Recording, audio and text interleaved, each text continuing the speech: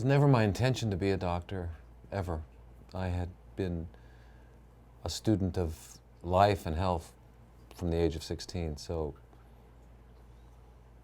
if one studies life and health, it becomes clear quite soon that the last thing in the world you'd want to do is get into the medical profession, because it's anti-life, anti-health.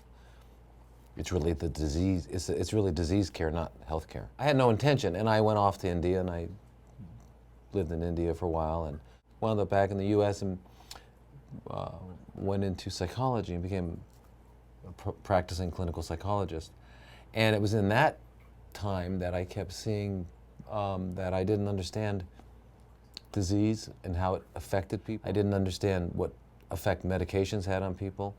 And not having that understanding, I felt like there was something lacking in my ability to work with people. So I went to medical school for that purpose, not to be a doctor. It was just to round out my vision. Now I've come to know that there's no such thing as disease, it's a myth. Major obstacle is that we humans are living under a very extreme, bizarre delusion that we are not part of nature, which is insane. We are part of nature. We are an expression of nature, just as a planet, a sun, a star, a supernova, a bacterium, a tree. They're all expressions of nature. And for some reason, we came to the conclusion that we're not part of it all.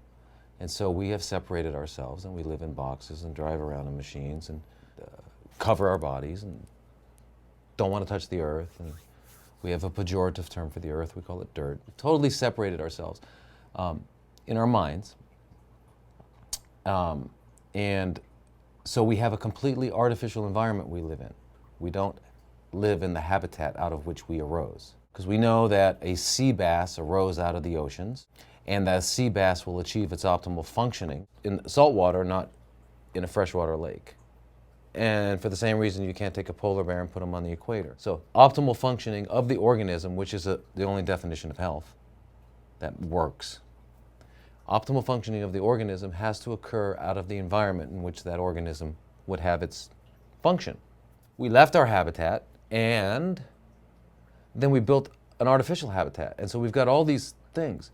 We notice that the wild animals don't have heart attacks, don't have strokes, don't have arthritis, don't have colitis, don't have cancers.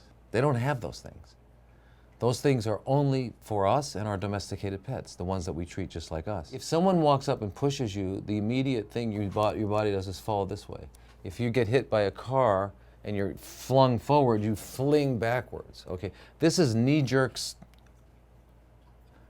non-thinking response to maintain what's called homeostasis, balance. Livers do what livers do only. They don't ever do what hearts do.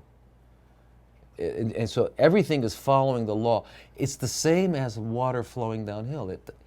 It's just going to flow the most perfect path ever. And that's just the way it is. It's the nature of nature. So what we need to understand is that when there's a disturbance to the integrity of the entire system, my 100 trillion cells that make me up, approximate.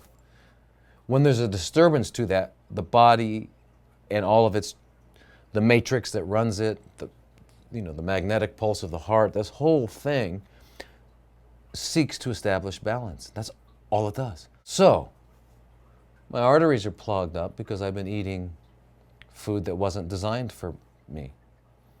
So, my body in its wisdom says, gosh, got to get the blood out to those organs through plugged up arteries. I guess I'm going to have to increase the blood pressure. So it increases the blood pressure.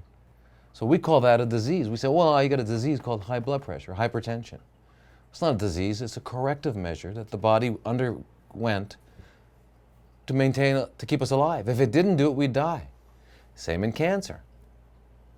If a woman didn't get that breast cancer, her breast would turn black, become necrotic, and fall off. It's all a corrective measure. And when we understand that, we understand that nature is always in a process of maintaining balance and curing, and that for us to have the audacity or ignorance to come along and think we're going to cure the cure, or that the cure itself that nature is doing is somehow wrong. There is no disease. There's only this other thing. So what we need to do, it's very simple.